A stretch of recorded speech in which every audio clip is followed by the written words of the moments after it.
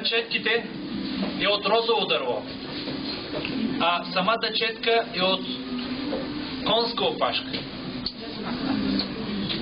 Виждаме как тя в момента нанася боята и след това с много такива интересни движения прави формите.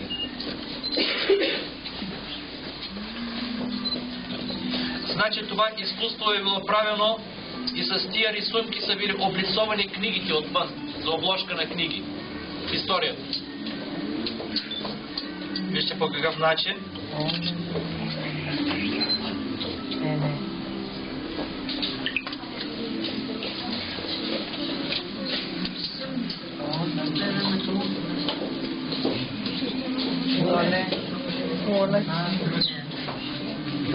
Предимно се оформят, разбира се, растителни орнаменти.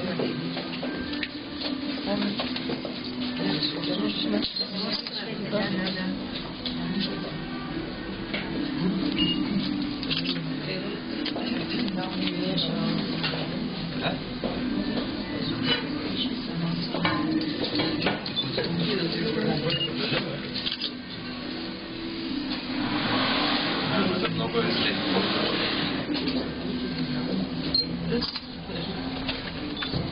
Моя мамаски.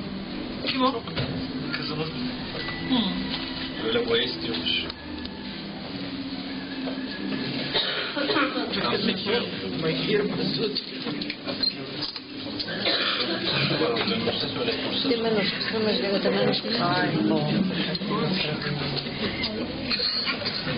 Виждате ли цветята, които се получиха?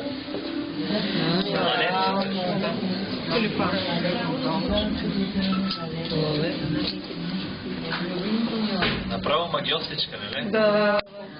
Айде да няма участвам. О, тя колко е рисува.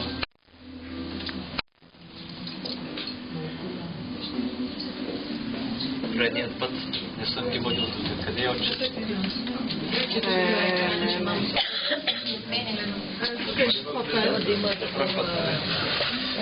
Вижте сега.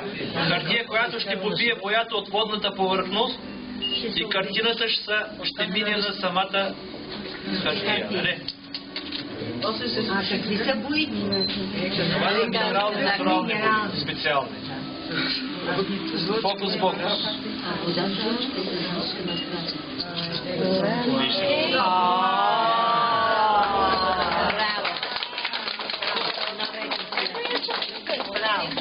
Много е красиво. Чудесно.